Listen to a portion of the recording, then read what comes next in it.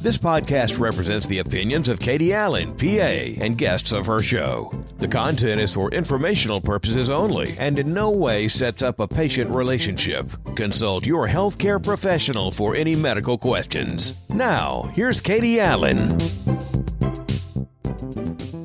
I am Katie Allen, PA with plastic surgery, and I am your host of Make Me Pretty podcast. I have an awesome guest that I've been very excited to get on here. Ben Abebe, PA in urology, who I actually started following on Instagram, which is that funny world of social media. And your name on Instagram is? I am Ben I am. I am Ben I am. And if you follow me on social media, I think you've seen some of his content just because it's really good and I like to put it on there. Tell me, Ben, when I say urology, what does that mean compared to nephrology? So we're thinking about bladder and we're going to talk bladder dysfunction. What does that mean? What's the difference between urology and nephrology and all the other things?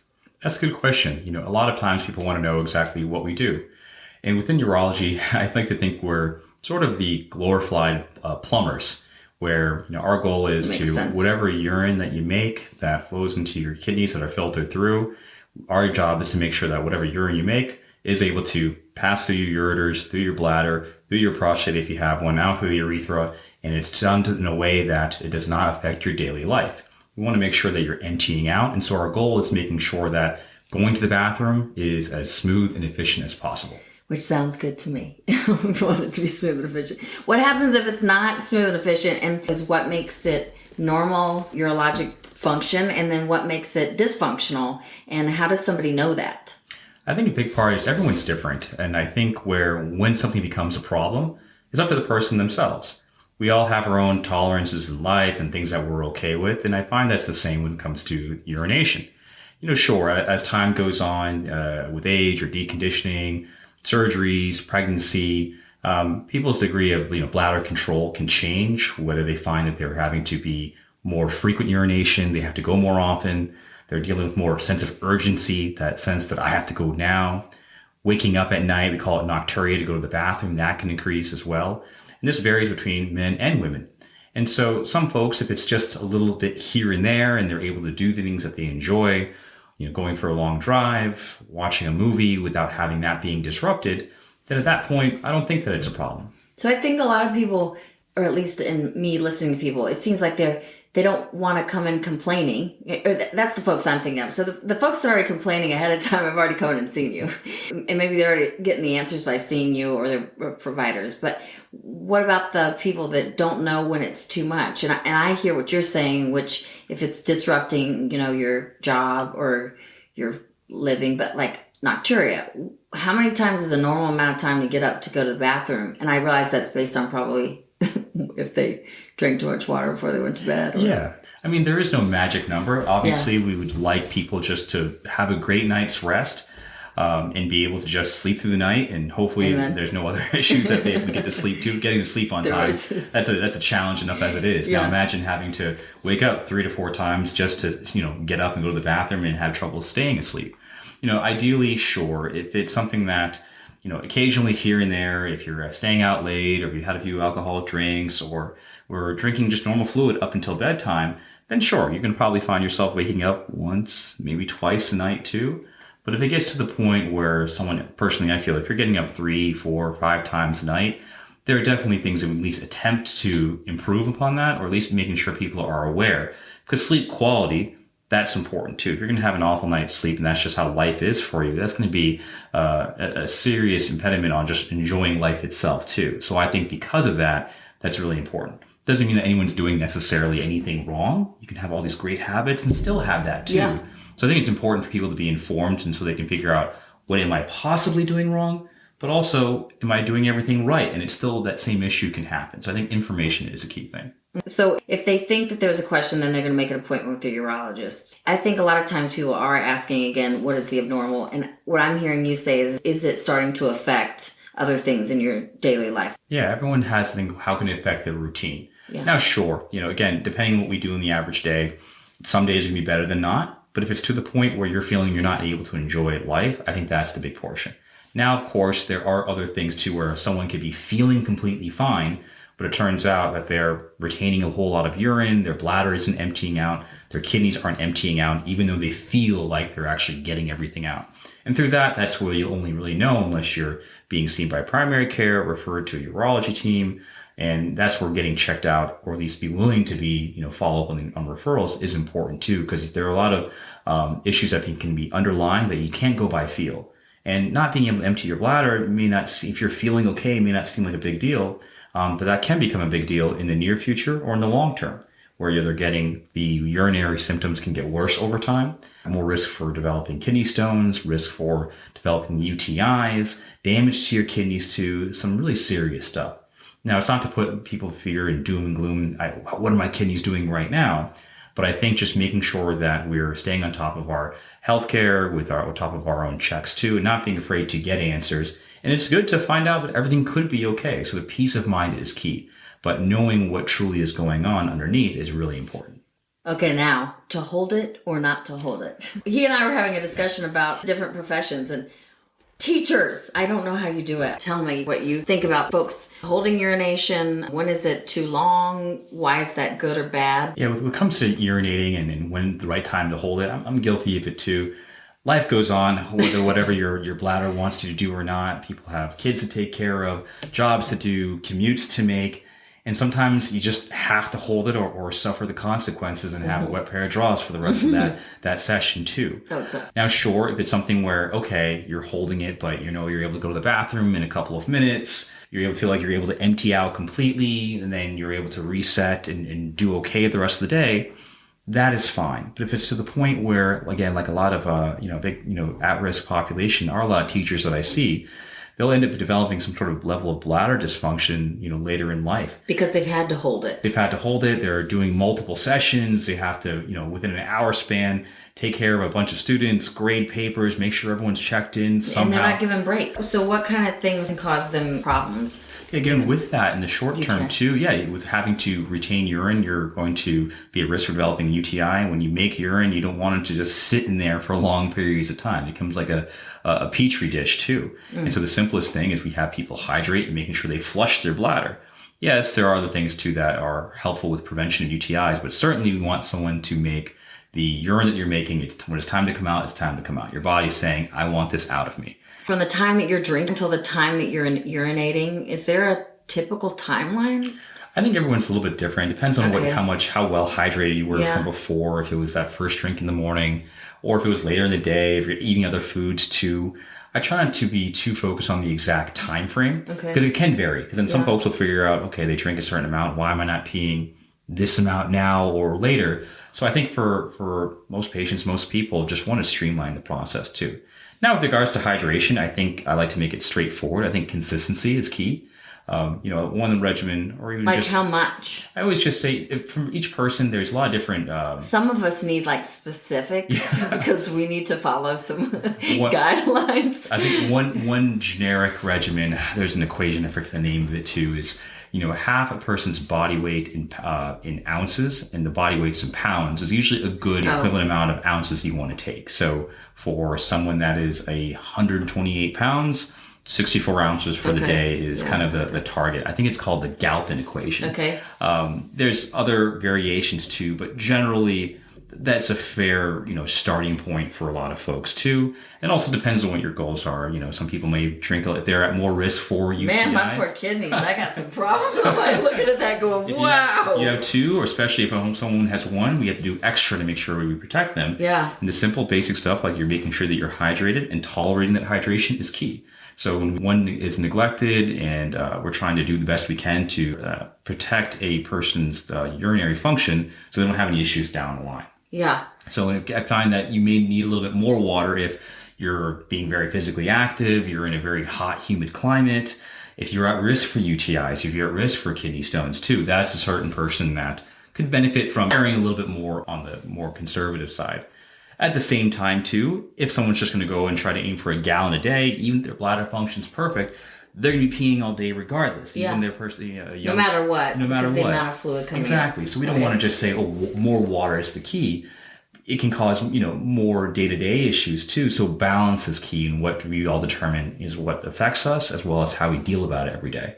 a serious case and you don't want to put the patient at risk with prolonged surgical times, or make sure that your surgery team is supported, you're just feeling like I'm gonna have to go dry in it on this one too. I've sometimes considered using my own skills, and am I gonna have to put a catheter in my too, so I can not have any issue of worrying about wetting myself. Don't tell them that. No. Don't tell my boss that. I do not want to have a catheter in me while I'm doing a surgery. we see this a lot. But you can see it. Yeah, we see it a lot. There's risks within teachers, within healthcare, the folks that we're supposed to tell people to take care of themselves too.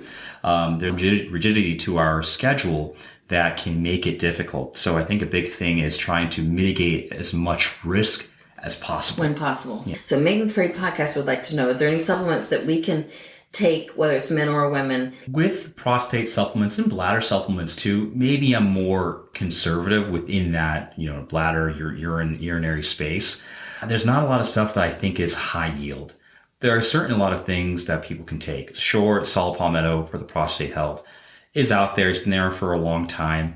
Do I think every guy has to get out there preemptively untake it? Not necessarily. But if a guy says, hey, I was having issues going to the bathroom, I took this over the counter, I'm feeling significantly better, it's not super expensive too, then I'm usually, okay, let's just ride this out too. But if people feel like, do I have to take something over the counter? I usually say when it comes to our bladder health, I just say focus on the basics. Make sure you're hydrating, save your money on those supplements for going towards your diet, groceries, making sure you're getting plenty of vegetables in your diet, whole food sources, trying to avoid a lot of high sugar content in your food, a lot of processed foods, the basic stuff that we're thinking outside of our bladder health too. Yeah. But for bladder supplements, I think that's a space there still needs to be a lot more research too. There's a lot of anecdote there. So if people may be, very adamant about, hey, this worked for me, awesome. I'm glad that worked for you. Hopefully more people can get that too. But just to make a broad recommendation, I put folks in, if I was in their similar situation, if I'm gonna be spending my money on something, I want to make sure that it's just truly going to work for me, and if it's going to be high yield. And especially too, I think people can put supplements are. You can go broke on supplements. You can, yeah. It can be cost more than a gym membership or groceries too. So I find that keeping things to be efficient, and also at the same time, I don't want folks waiting on a result from something that's sort of questionable as it is, delaying the time to actually do something more definitive about that. So it's really a tool if it helps you. I feel like that when I hear people talking about cranberry juice. Mm-hmm. In my mind, the cranberry juice that I know, I don't want to touch because it's sugar. Mm-hmm. Can they take a cranberry supplement? Is that really helping? Self-fulfilling prophecy of folks that are coming to see us, those things aren't working. Yeah. So could it? Sure. But, I find that if the cranberry juice is working, it's going to work for you kind of then and there. It's not like something you have to down a 2-liter bottle of ocean spray. Well, then I just think it might be the fluid. it could be too. But also at the same time, with high sugar content, which those fruit juices have, could be a risk factor. So it's one of those things that people are welcome to try different options that they can have available, easily accessible at home or over the counter. But for cranberry juice, I personally don't find that it's something special about it. Okay. If people want to try it out, they can. But if you're not seeing significant improvement that day, the following day, I just say just stick with plain old boring water, especially during those flare-ups.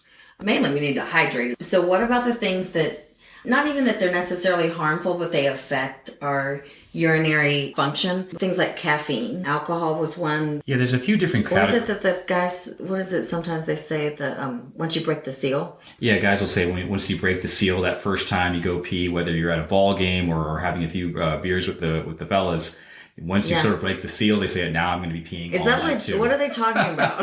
My mind's like, I don't ever have the choice on breaking a seal or not, or whatever that is. I think it's just kind of some funny anecdote, but I think it's just at that point, once it's time to pee, you've already sort of tapped in, and now you're just, you're continuing drinking. And you're going to, so I think a lot of folks will do a harmful thing where I'm just going to hold my bladder as long as I can. No, if you have to go. You're going to cause some more problems the rest of the night too. Now, again, to life. Exactly. And so with different types of bladder irritants, there are a few things that can affect the bladders and kidneys negatively. And there are a lot of the vices, depending if someone has any vices too. And I say this term vice very loosely. Mm-hmm. These are things that people can have that aren't inherently bad, I feel. And within moderation, people can live, perfectly normally happy lives or not even notice any change in the urinary function. One of them being caffeine. So caffeine can be, sourced through whether it's coffee. It's definitely a vice of mine. Same here. I'm definitely like my pre-workouts too, or people are taking coffee or even green tea, things that, if someone's having a cup of coffee here and there, I'm not too worried about it. But then there are folks that if you're having, 3-4 cups a day and you're finding that you're dealing with a lot of overactive bladder symptoms, you can't hold it, that caffeine intake is going to be the first thing that I would say, all right, let's at least dial that back. Is it usually giving them more of the urgency with the caffeine, or is it making them actually go more, or a little bit of both? It can be a little bit of both. So caffeine's a diuretic to each person, of varying degree. So whatever issues that you're having emptying out, if you're dumping more urine from your kidneys into your bladder, that could exacerbate the issue. And then on top of that, caffeine for some folks can be an irritant of the lining of the bladder. And so your bladder will spaz out, the muscle will contract a little bit more. And then you have the ability where you're less the ability to hold your urine, more frequent urination, more urgency, more incontinence, leaking and wetting yourself too. All that could potentially be dealt with by cutting back and removing these triggers that your bladder is being pissed off from. So an espresso martini is not a good idea? If you're enjoying it and you're on vacation and you're getting through your day, I think that's fine. But certainly that would be something you should cut back to. 0.4 bladder. Yeah, exactly. It's a lot more fun that way. Back to the alcohol. What is the alcohol doing for some? Similar to caffeine, there are things where, again, alcohol also acts as a diuretic. You're dumping more urine into the bladder, also with the same ability to irritate the bladder itself, where it's just exacerbating the issues, twice over.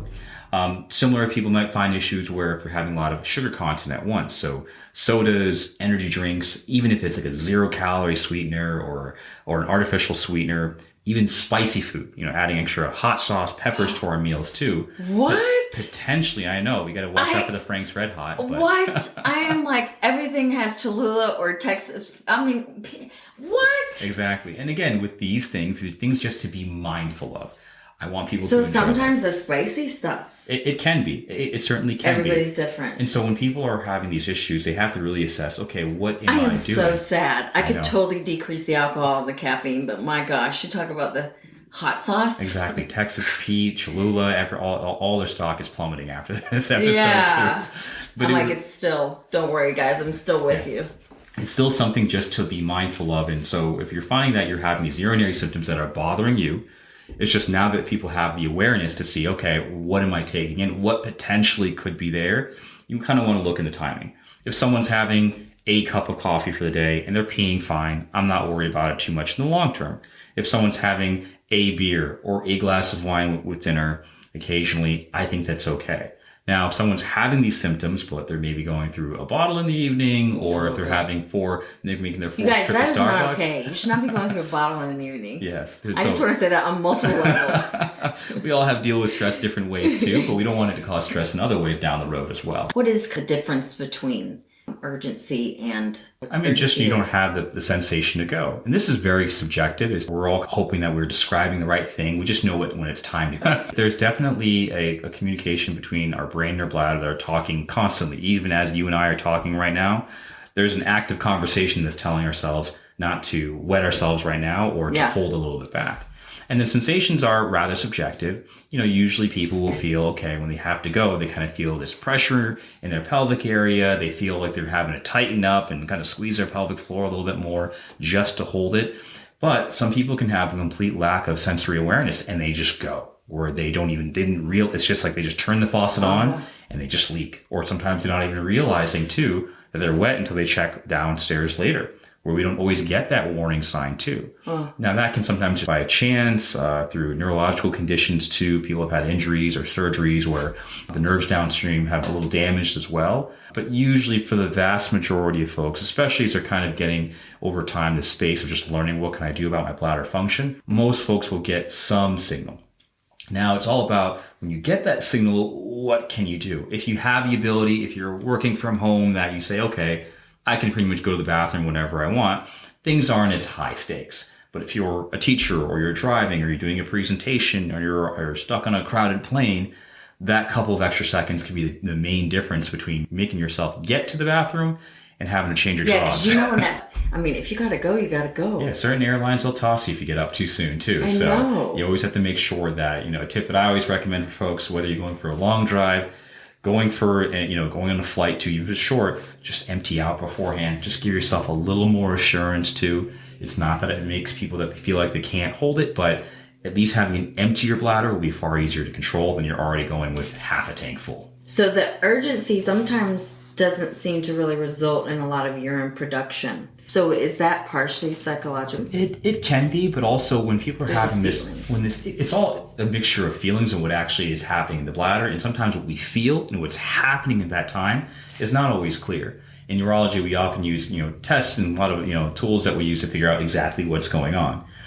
Sometimes we do a test called a urodynamic study, where we basically fill someone's bladder up with using a small catheter, and then we attach these electrodes around the pelvic area, and we actually see what's happening. How is the bladder squeezing? And sometimes it doesn't always match with what's going on and what they feel. Some people will feel like, yeah, I empty great. And it turns out they have a full liter in their bladder, which is, 4 or 5 times more than you should. Yeah. Or some people feel like I'm peeing all day, but really they actually have a very small bladder capacity, and their bladder's just not happy with carrying more than half what's considered normal. So a lot of it is really tough to tease out exactly what's going on. So we try to base it off of the function that's happening and how it's affecting you too. But also to having some, annual checkups, letting your provider know what you're experiencing.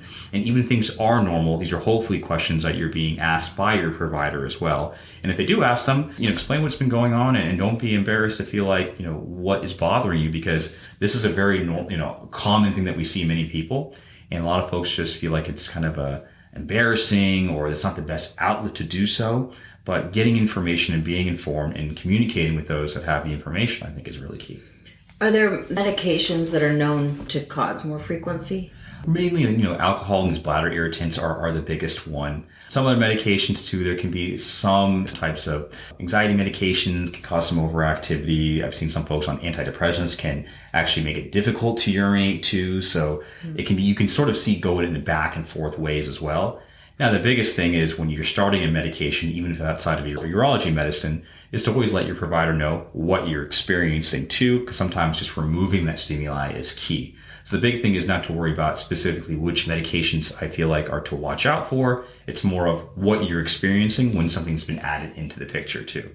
On the urology side, usually if someone has someone on a medication, they're probably having them on for good reason, I would assume. So within that, we're always just trying to work within what we can do to control those symptoms. So the key thing is, instead of adding more stuff and more medications, which we have plenty of tools in our toolbox here in urology, trying to figure out what has changed and what you've added or what's been added to your regimen that is causing that issue too. And I feel like that is a way to kind of cover all of our bases of what triggers are for an individual person. And I definitely want to get to some of the urologic solutions. But in the meantime, are there some exercises or some things that people can do before we talk about things to avoid, but that they can do to try to strengthen that area? I know there's so much discussion. In fact, I just recently had somebody on talking about pelvic floor exercises that they're now talking to women who have just had babies. What are some things that you see that people can do, exercises they can do on their own?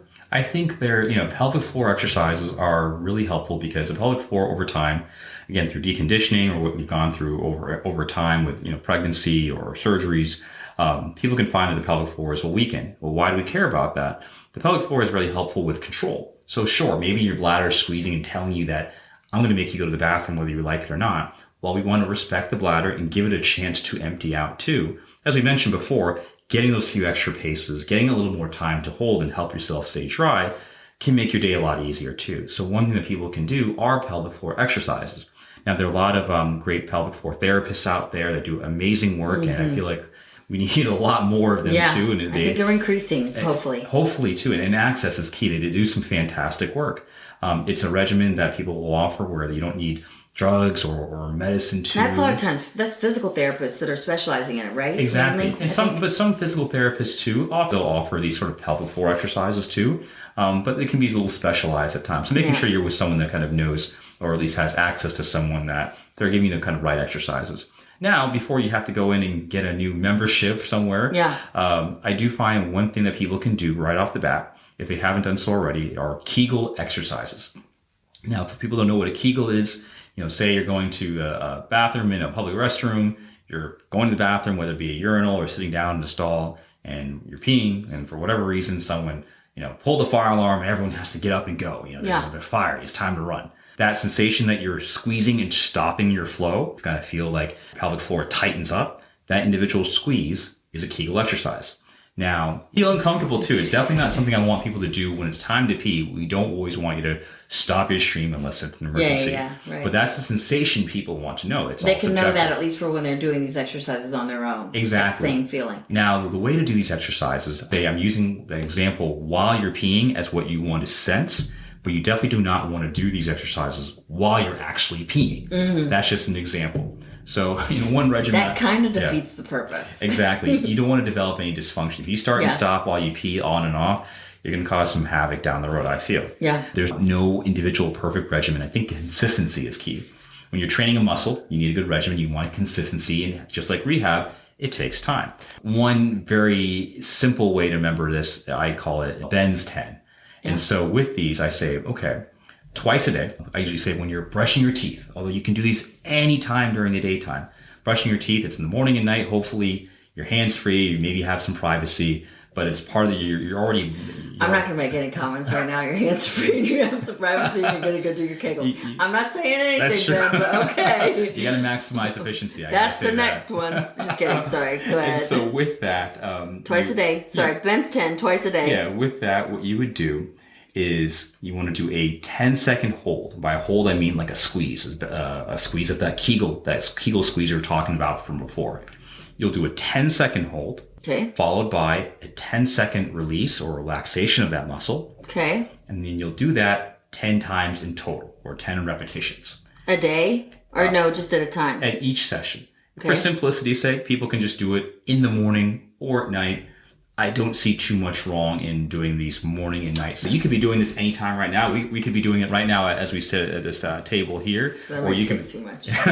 Or you could do it while you're listening on the end of the listeners out there too. But I usually find that splitting it up morning and or night is a very basic way of being consistent. Have you seen those, the machines that you can buy? It's not a machine. It's like a biofeedback. Mm-hmm. You know what I'm talking about? Yes, yeah. Well, those are not cheap. No, they're not. At all. I think I paid $200 and it gives you biofeedback to your phone. Mm-hmm. I'm not. How did that work for you? Well, I haven't really used it much because I'm looking at it and thinking it looks very much like other things that I have. Yeah. And so I'm like, what's the point in this? Yeah. I don't really, because it's supposed to tell you. So I need to use it. I just got it. I guess it's just helping you figure out if you're doing a strong enough Kegel. Yeah, it can help you. It can help people to activate certain muscles or know if they're really doing. We're not just the correct muscle. Exactly. Because as much as I'm trying to explain it, some people they may not know. We're assuming that they're doing the right exercise too. Well, you guys can get one of these things too, and it's on Amazon. And I actually don't even know what it's totally called. Yeah, but if they work for individuals and they feel like, hey, I'm using this device and it's working for me and I'm happy, all the merrier. I think it's helpful to have more resources that are available to us, provided that we have the information of why they're useful. I think it's good that they're out there. Okay. But I don't think it's a mandatory tool. But if it's working for folks and they have access to it, by all means, I'm always open to those things too. So we're not having to go push further down the line for more advanced medical treatments. And even just positive response or failure can actually give us a little bit of an idea. Okay, is pelvic floor therapy probably going to get a little bit more of a better response? Or are we going towards a direction that this is not too effective from us too? So it's just guidelines to hopefully give people more options, but I don't want it to be causing any type of distress if they are not able to maintain it. We want sustainable actions that we can take. Did you hear that to all the type A's out there? Exactly. Just so you know, just try your best. Okay? Do your best. There's no grading here yes. too. You grade your own papers. So activities, jumping, jump rope, running, lifting heavy, are those things that are okay, or does that make things worse? For me, I would say it's tough to look at this type of question objectively because I love the benefits of just everyone getting outside or indoors, getting moving, doing all the things that you can that your body is capable of doing. For all the things it does. Good. Exactly. Yeah. So unless, I don't want to feel like people are fearful of, I can't, go be active or go for a run or a bike ride or surf, whatever it is, just from the get-go that I'm harming my bladder. No. However, for some folks, unfortunately, if they're doing a lot of, type of explosive movements or strength activity, they can have issue where these, activities can make it difficult to hold their urine. And so when you're holding, if you're doing a lifting sport, if you're wearing a weight belt, if you're doing any type of CrossFit activity, plyometrics, you're using a lot of these Valsalva maneuvers where you're forcing air and creating this high intra-abdominal pressure. That pressure can push onto the bladder and make it harder to retain urine itself. And people can have situations that, either would be in the privacy of their own home or around their peers or during a competition where they can wet themselves. And that can be very stressful and traumatizing for a lot of folks too. So I would say, unless you're having these active issues, I generally say being physically active is a fantastic thing for our physical and our mental health.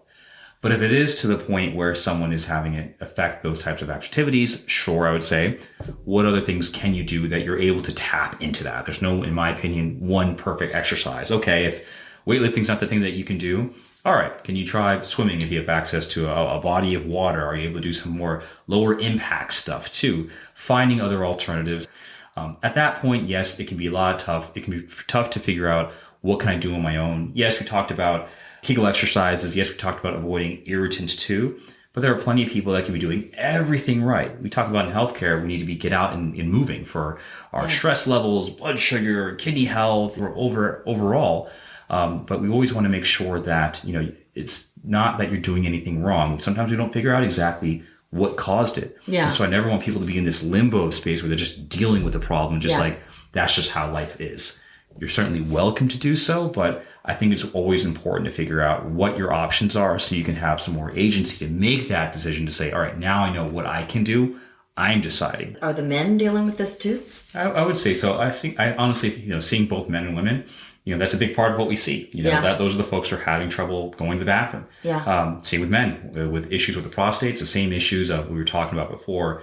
Frequency, control, waking up at night. Men can experience the exact same thing too, because we have bladders as well. But then you throw in another intricacy that we're dealing with prostates, that can be throwing things for a loop as well too. Yeah. So there's a lot of similarities that both men and women will experience and their own differences too, but they can still have the same outcome on their urinary health. Yes. So that's what we try to figure out. Okay, seeing a specialist or having that discussion can be helpful to tease out what's your particular trigger and what can we do about it as well. So it's not, in my opinion, just a man or women issue. It's a people issue. Fellas, you'll be thinking that things are great in your teens and 20s, but I'll notice some guys that as time goes in, their late 30s, early 40s, and I feel like it's getting even earlier these days too.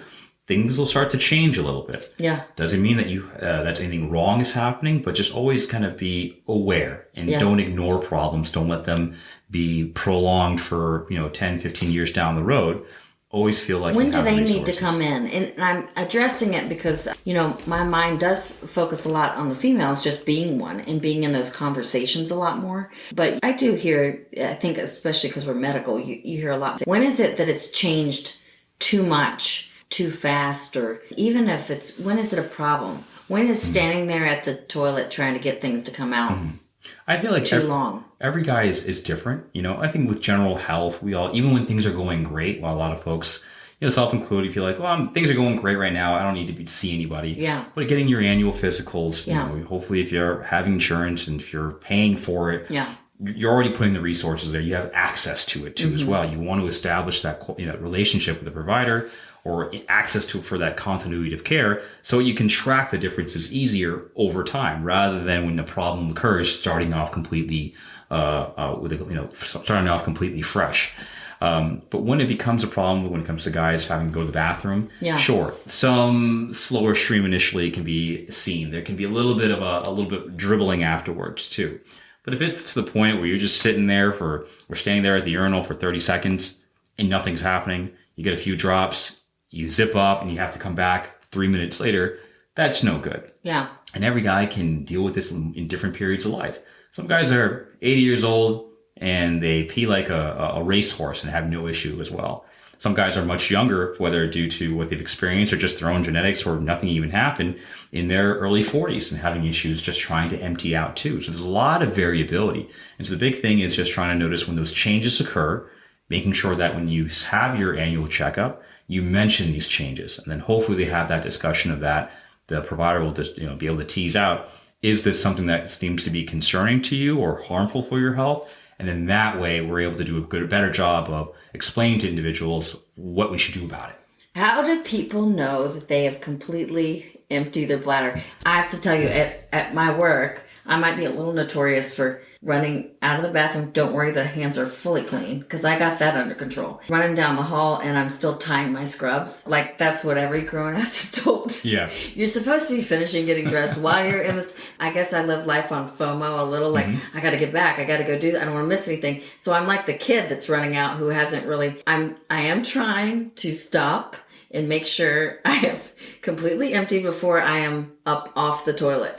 How do people know that they've completely emptied, girls and guys? Well, you just have to, hopefully you have a good relationship with your bladder and both of you are on the same wavelength. No, that's why we're having this talk, Ben. Exactly. Hopefully we're on the same wavelength. But if it can be tough, yes, there are some things if someone feels like they have this fullness to their pelvic area. Some people can feel like they're holding enough urine where they have this pressure. They can just tell that after they pee, that pressure goes away. Those are usually the obvious ones too. But again, sometimes we don't know. Some people just don't have that sensory awareness where what they thought was normal really wasn't. And it could have been like that for a long time. But how are you supposed to know? No. You just peed and you just did it. You didn't really know what was really going on.